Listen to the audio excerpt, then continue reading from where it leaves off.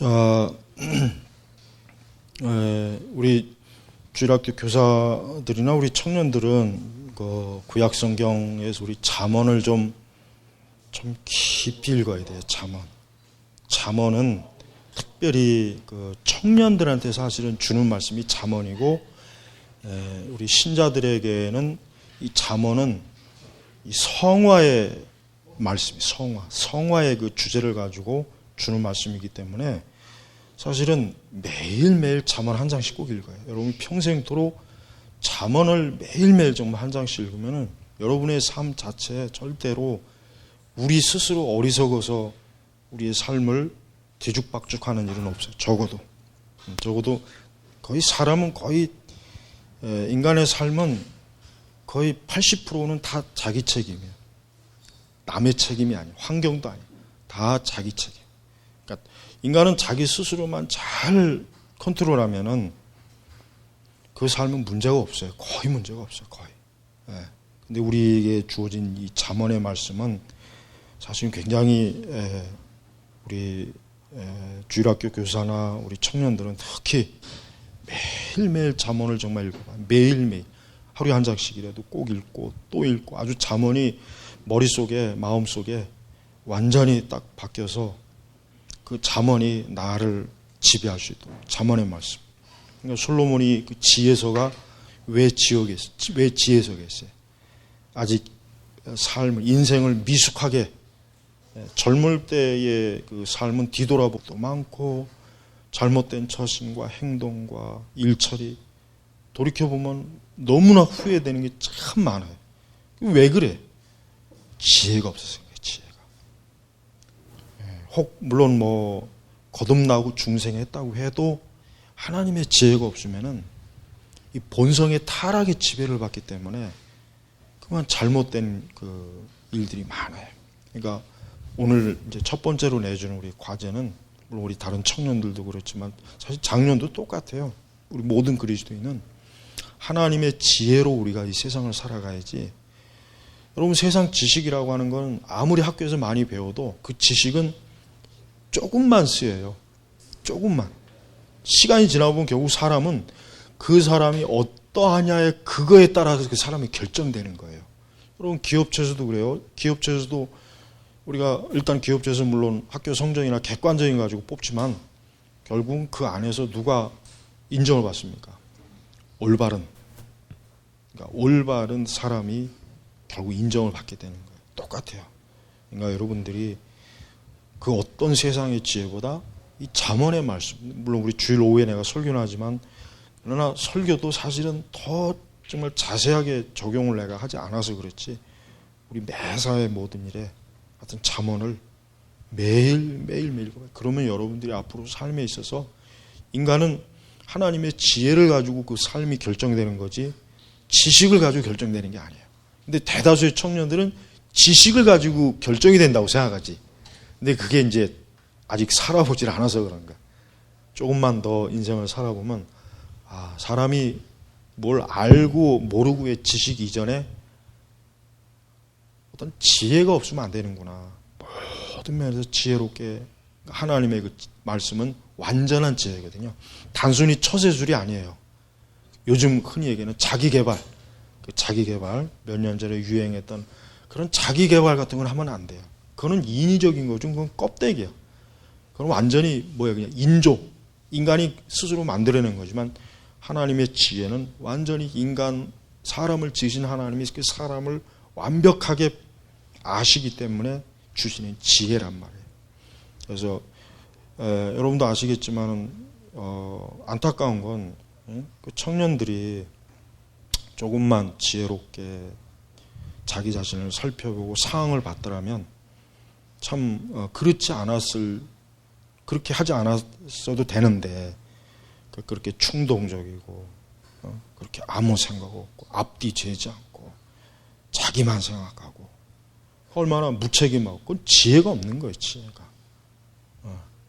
그러니까 우리 이제부터는 우리 이제 제네바 학교교 우리 청년들은 내가 좀 더 어떤 생각 가지고 있냐면 우리 청년들이 이거 더 정말 개혁주의적인 신앙을 이게 알아야 된다면 이 하나님의 지혜가 없이는 안 되겠구나. 단순히 무슨 뭐 청교도나 개혁주의 책을 읽고 세계관을 읽는다고 해서 될 문제가 아니에요. 그 밑바탕에 하나님의 지혜가 없으면 그 모든 게 다 그냥 무너져 버려요. 그 무너진 걸 우리 봤잖아요. 보고 있잖아요, 우리. 그러니까 잠언 말씀을 매일매일 읽고 기도해요.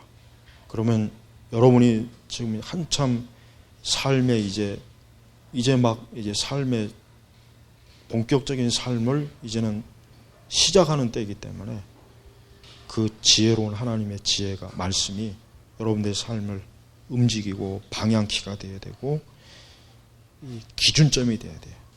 그러면 여러분의 삶이 얼마나 하나님 안에서 풍성하고 온전한지 꼭 알 수가 있을 거예요. 자, 오늘 제 17과 성육신하신 그리스도. 자, 22문. 하나님의 아들이신 그리스도께서 어떻게 인간이 되셨는가. 참 이게 중요한 주제죠.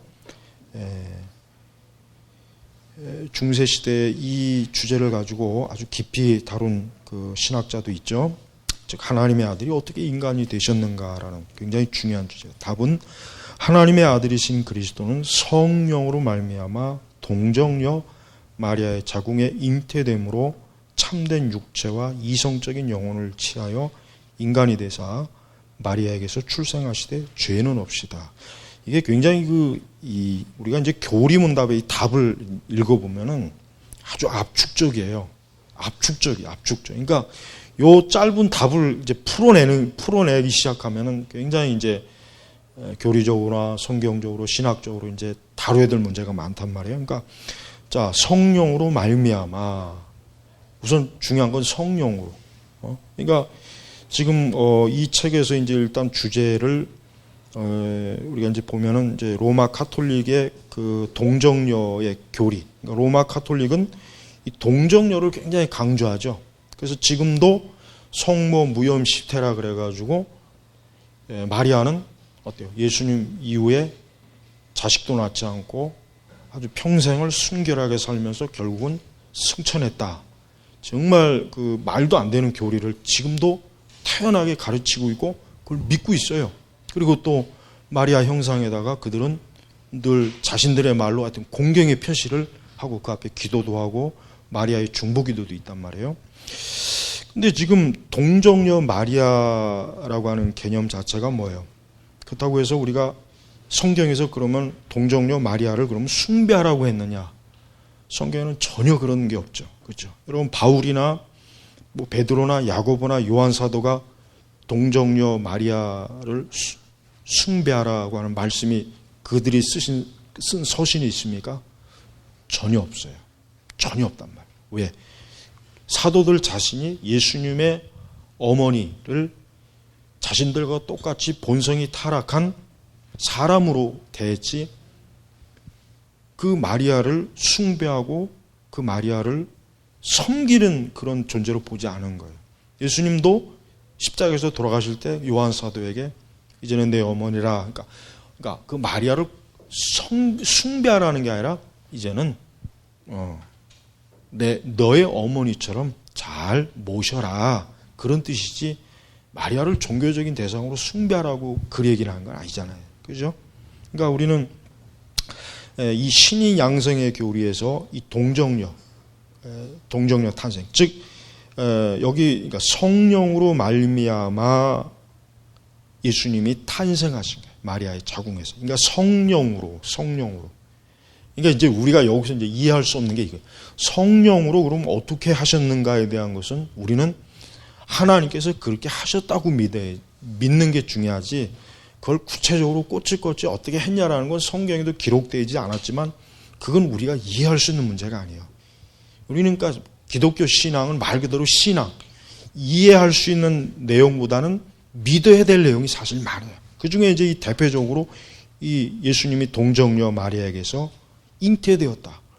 사실 인간의 자연적인 방식은 이해될 수 없죠. 그래서 사실 기독교를 비난하는 많은 불신앙적들이 어떻게 동정녀에서 어떻게 태어날 수 있느냐? 그건 말도 안 되는 것, 이 이야기다 이거죠. 인류의 인간의 모든 그 삶에 봤을 때 그건 그 예수님 전후로 그런 일이 없었잖아요. 그러니까 이제 이 부분을 가지고 기독교를 거짓말이다, 허황된 걸 믿는다, 이제 그러는 거예요. 근데 그 거짓말고 허황되게 여기는 그것을 성경에 뚜렷하게 딱 여기 이제 우리 말씀을 보니까 누가복음 1장 35절 성령이 내게 임하시고 지극히 높으신 이 능력이 너를 덮으시리니 이게 이제 바로 동정녀의 탄생이에요.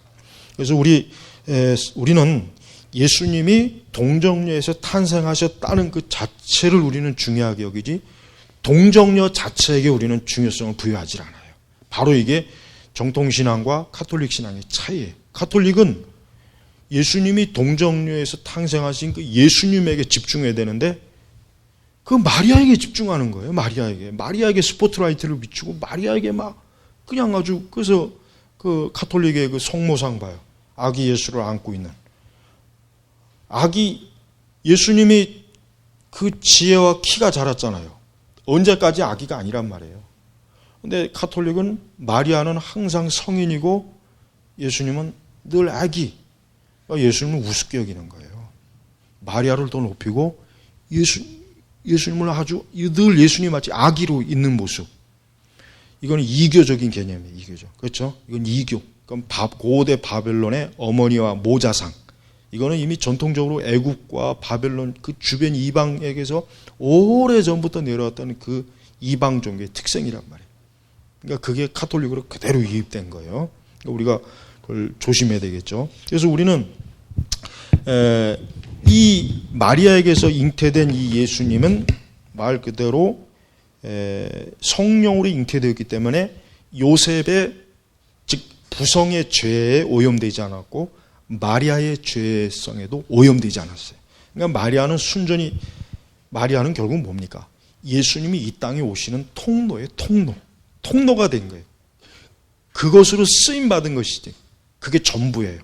그러니까 마리아가 어떤 능력이 있었다거나 무슨 사도이거나 전혀 없습니다. 오직 그리스도께서 성육신 하시는데 도구로 쓰임받아서 이 땅에 온 것이지 그 이상도 그 이하도 아니에요. 그리고 그 이후에 마리아는 예수님의 형제들이 있죠. 가톨릭은 그걸 사촌이라고 하지만 그러나 성경 원어는 사촌이 아닙니다. 정확히 형제입니다. 그 당시 헬라 용법상 그건 형제지 사촌이 아니란 말이에요. 그러니까 절대 우리는 거기에 오해가 없어야 되고, 그래서 우리는 일단 마리아는 마태복음 1장 25절에 아들을 낳기까지 동침하지 아니하더니라고 하는 이 말씀에 비추어서 마리아는 예수님 이전에는 어때요? 완전히 처녀. 그러니까 성경의 표현은 남자를 알지 못하는 처녀였기 때문에 마리아는 정말 말 그대로 동정녀입니다. 그러나 그 이후에는 마리아는 동정녀가 아니에요. 동정녀가 아니란 말. 그래서 요 마태복음 1장 25절도 그래서 아들을 낳기까지 동침하지 아니하더니 요 말씀의 이유가 바로 거기에 있는 것이에요. 그 다음에 우리는 예수님께서 이 동정녀라고 하는 탄생 자체가 뭡니까? 하나님의 기적과 능력입니다. 그러니까 우리는 사람들이 불신앙인들이 그게 어떻게 가능해? 라고 의문점을 표시하죠. 그래요. 맞아요. 그렇습니다. 인간의 자연적인 방식으로는 불가능한 거예요. 그러나 하나님으로서는 뭐예요?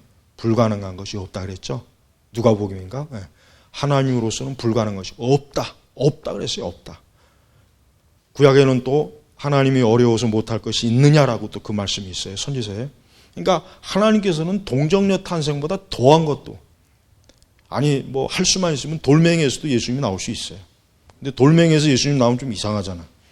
그죠? 그러니까 마리아 그 동정녀 이게 하나님의 지혜예요. 하나님은 예수님을 어떤 방법으로도 오게 할 수 있어요. 다 할 수 있어요. 원하는 대로. 그러나 하나님의 지혜는 뭡니까? 벌써 창세기에 의한 대로 여자의 후손.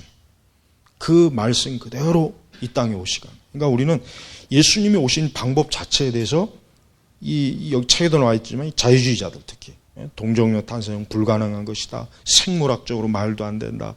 허황된 신화다. 이런 얘기 자체를 우리는 신경 쓸 필요가 없어. 어차피 그들은 하나님이 하시는 모든 일에 대해서 다 그렇게 자연적인 해석을 하기 때문에 그 사람들 말은 뭐 들을 필요가 없는 거예요. 어차피 그들은 하나님이 뭘 하시든지 다 반대하는 불신앙을 갖고 있기 때문에. 우리는 성경 그대로 우리는 믿으면 돼요. 그래서 예수님은 참 사람이시면서 참된 하나님의 아들이시에요. 그래서 그 예수님이 태어나시는 그 동정녀 탄생의 과정 여기는 아무런 문제가 없고 아무런 흠이 없는 거예요. 그리고 또 우리는 두 번째 육체와 영혼이라고 했죠. 그러니까 우리는 예수님의 인성을 인정하지 않거나 예수님의 신성을 부인하거나 어느 쪽도 뭡니까? 우리는 절대 받아들여서는 안 됩니다. 예수님은 완전한 인간이고 완전한 하나님의 아들이에요. 그러니까 신인 양성. 그러니까 지금 여기 보니까 뭐 콥틱, 그 다음에 그 콥틱 교회가 주로 에티오피아 그 기독교가 주로 콥틱 교회예요. 그러니까 예수님의 그 다음에 네스토리안, 주로 이런 종교들이 뭐냐면 기독교이긴 기독교인데 예수님의 인성과 신성을 어느 한편을 인정하지 않아요. 그러니까 사실 뭐예요? 이단이에요. 이단. 정확하게 말하면 이단이란 말이에요. 이단. 우리는 정확하게 예수님의 신성과 인성을 딱 믿는 그 믿음, 그게 정통 교리예요. 하여튼 여기에서 벗어나면 안 돼요. 그러니까 예수님은 온전한 인성과 온전한 신성으로 이 땅에서 성육신의 삶을 사셨고, 그분이 고난받으셨고, 그거 중요해요. 고난받으셨고 승천하셨어요. 그러니까 예수님의 인성, 이 땅에 오신 그 인성과 신성은 이제 영원한 거예요. 영원한 거. 지금 하나님 나라에서도 예수님은 인성과 신성으로 존재하시는 거예요. 그래서 우리를 위해서 계속 중보기도 하시잖아요. 중보기도. 그러니까 우리는 이 신앙교육서가 말하는 것처럼, 이 교리가 말하는 것처럼, 우리가 이제 본질적인 교리 세 번째 38문, 왜 중보자가 반드시 하나님이셔야 하는가? 왜 하나님이셔야 되겠어요? 하나님이 아니시면은 우리 인간의 죄로 인한 진노와 그 모든 재앙을 어때요? 하나님이 아니면은 그걸 처리할 수가 없는 거예요. 그래서 여기도 중보자가 하나님이셔야만 한다는 것은 그의 인성이 하나님의 무한하신 진노와 죽음의 능력의 밑바닥으로 가라앉지 않도록 유지하고 지켜야 하였으며, 그의 고난과 순종과 중재적인 간구의 효력과 가치를 부여하며 하나님의 고기를 만족하게 하며 하나님의 은총으로 얻고 한 특별한 백성을 구속하여 저에게 성령을 주시어 저희 모든 원수들을 정복하고 저희를 영원한 구원에 이르도록 해야 하기 때문입니다. 그러니까 하나님이 아니시면 이 모든 중보사역, 속죄, 대속, 희생, 고난, 이 모든 걸 뭐예요? 자격이 안 되는 거예요. 천사가 할 수 없어요. 그렇다고 완전한 사람이 있습니까? 없잖아요. 아담 이래로 다 타락했잖아요. 그러니까 안 되는 거예요. 그래서 반드시 하나님이 돼야 되는 거예요. 그 다음에 이제 또 39문, 중보자가 왜 사람이셔야만 하는가? 그렇죠. 왜? 완전한 사람. 결국 첫 번째 아담이 범죄했기 때문에 둘째 아담은 어때요? 똑같은 조건이어야 돼요. 즉, 둘째 아담이 인성을 가지고 모든 시험을 이기고 속죄를 해야 어때요? 하나님의 공의에 합당한 거예요. 만약에 예수님이 인성을 가지 않았으면 하나님 공의에 맞질 않아요. 왜? 첫사람 아담이 뭐예요? 사람이었잖아요. 그래서 사람이어야 되는 거예요. 그러니까 가장 제가 쉽게 설명합니다. 그 다음에 중보자는 왜 한 인격 안에서 하나님과 사람이어야 합니까? 이제 이게 중요합니다.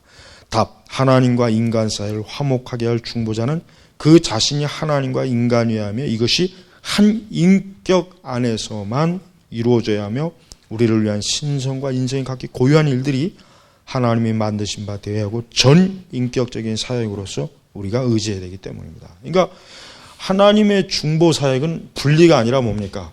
한 인격 안에 인성과 신성이 결합돼서 그분이 우리를 위해서 대속과 중보, 이 사역을 감당하시는 거예요. 그래서 오늘 이 17과는 아주 복음의 핵심이에요. 복음의 핵심이란 말이에요. 그래서 초대교회부터 지금까지 특히 초대교회는 예수님의 인성과 신성 어느 하나라도 부인하면 그건 무조건 이단으로 딱 배격했어요. 딱 잘라버렸어요. 그래서 초대교회의 가연설 같은 경우 예수님이 십자가에서 달리실 때는 너무 고통스러우니까 잠깐 인성이 멀리 떠났다가 신성만으로 그 십자가를 감당하셨다가 예수님이 죽으신 뒤에 다시 인성으로 돌아오셨다. 그러니까 이런 가연설, 또 그 가연설에 또 아류작들이 많았단 말이에요. 그런 모든 것들을 다 배격해야 돼요. 예수님은 철저히 십자가에서 죽으실 때 그 전이나 후나 인성, 완전한 인성, 그냥 인성이라고 하면 안 돼. 완전한 인성과 신성으로 그분은 존재하셨다라고 하는 거. 그래서 우리는 한 인격 안에 두 구별되는 본성을 가지고 계셨다라고 하는 것을 여러분이 오늘 이제 배워야 됩니다. 특별히 이 교리는 우리가 처음에 맞지만 카톨릭, 로마 카톨릭은 우리와 아주 완전하게 딱 이 대척점 되는 교리가 너무 많아요. 그러니까 카톨릭 교인들하고 얘기해 보면은 우리가 너무나 잘못되게 믿는, 그러니까 성경적이지 않은데 그들이 이것이 믿음이라, 그러니까 카톨릭 교회에서 가르침 받은 교리가 많은데 그 많은 가르침들이 실상은 뭐예요? 전혀 성경에 근거하지 않고 그들이 전통, 성경 외에 전통으로 내려온 가르침을 받고 있는 거예요. 그래서 사실은 천주교인들이 이 마리아 숭배가 정말 잘못된 거구나, 이거 우상 숭배구나, 야 이게 정말 큰 죄구나라는 걸 깨달았다면은 천주교를 떠날 거예요. 분명히 떠날 거예요. 그러나 천주교는 이 마리아의 신앙이 없으면 천주교 자체가 무너집니다. 반대로 마리아에 대한 숭모 신앙이 없으면 천주교는 무너져요.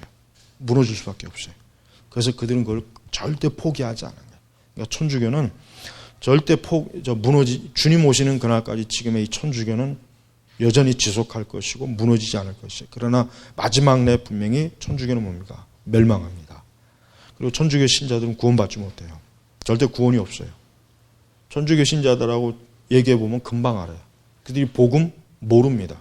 복음 자체를 몰라요. 그러니까 우리가 이 천주교의 위험성을 제대로 인식하지 못하면은 굉장히 정말 이 기독교는 혼란스러워져요. 그러니까 우리나라 교회가 이렇게 천주교와 구별되지 않는 기독교로 지금 점점 가고 있잖아요. 그래서 신앙과 직제도 통일하고 서로 같이 하나가 되고, 그러니까 사실 그건 갈 때까지 간 거예요, 이미. 그거는 이미 영적으로 보면은 이미 간음을 한 거예요, 영적. 이미 벌써. 우상과 하나님을 미워하시는 그런 것과 간음을 한 거란 말이에요. 그러니까 참으로 조심해야 되고, 17과 여러분들이 다시 한번 개인적으로 한번 또 잘 읽어보면은 금방 정리가 잘 될 겁니다. 그래서 아이들한테 요거 아주 중요한 거, 특히 카톨릭 개념의 이 동정녀, 요거는 잘 가르쳐서 아이들이 절대로 이 카톨릭에 오염된 그런 잘못된 거짓 교리에 오염되지 않도록 잘 가르쳐 줘야 됩니다. 자, 그래서 아까 오전에 첫 시간에 말한 것처럼 잠언, 오늘부터 우리 제네바 교육교회 청년들 잠언 매일매일 더 추천하면 쓰면서 읽으면 더 좋고, 매일매일 아주 잠언 전체를 외울 수 있으면 더 좋고, 한 잠언이 지금 31장인가? 31장 있어요. 그래요. 딱 화려 한 장씩 읽으면 돼. 그럼 한 달을 꼬박. 여러분이 잠언을 그렇게 읽는 거하고 안 읽는 거하고는 차이가 커요. 그러니까 우리 제네바 교육교회 우리 청년들은 이제부터 하여튼 누가 들어오든지 이 잠언을 꼭 읽어서 제발 좀 어리석고 지혜 없이 그렇게 그냥 막 지 멋대로 그냥 하나님 앞에 경솔하고 책임감 없고 예의도 없고 그런 식으로 하면 안 돼. 그런 식으로 하면 그건 자기 삶을 스스로 그는 망치는 거야. 그래서 그렇게 해봐야 곧 지나면은 거기에다 대가를 받아. 하나님은 절대로 하나님의 뜻을 벗어나서 자기 마음대로 하는 사람은 기뻐하지 않아요. 거기에 맞게 하나님은 아주 쓴 고난을 주신단 말이에요. 왜 그걸 억지로 왜 일부러 왜 그걸 받느냐고. 오늘부터 잠언을 매일매일 하루에 시작 전에 읽으면 더 좋고, 아니면 하루를 맞춰서 읽어도 좋고, 하여튼 잠언을 깊이 알고 이해하는 사람과 그렇지 않은 사람은 같은 신앙생활에도 하늘과 땅 차이라는 거 꼭 명심하고. 자, 기도하겠습니다. 하나님 아버지, 오늘 우리 주일학교 교리교육과 또 우리 청년들 또 신앙인격 교육을 잠시 했습니다. 이제부터 우리 제네바 교육교 우리 청년들은 온전한 장년 신자가 되는 그 예배 과정으로 잠언 말씀을 깊이 읽고 또 자신의 신앙과 영혼에 대한 책임감을 가지고 모든 면에서 온전한 하나님의 사람으로 하나님께서 참 그 모든 길들을 인도해 주시고 바로 세워 주시옵소서. 그리하여 우리 제네바 개옥교회가 앞으로 탄탄하게 교회를 세우는 데 있어서 이들 모두가 앞으로 교회 기둥 같은 일꾼들이 되어지고 앞으로 이 일 모두가 하나님을 영화롭게 하는 하나님의 교회 일꾼으로서 바로 세워져서 든든한 개혁교회가 되게 하여 주시옵소서. 오늘도 감사하며 또 이들을 하나님의 그 무한하신 축복의 은혜로 복되게 하셔서 저들의 삶이 언제나 참 은혜롭고 복되고 하나님의 영광을 사모하는 은혜로운 길로 갈 수 있도록 그 발걸음을 그 모든 길에서 좋은 길로 세워주시길 원합니다. 감사하며 예수님의 이름으로 기도 올렸습니다. 아멘.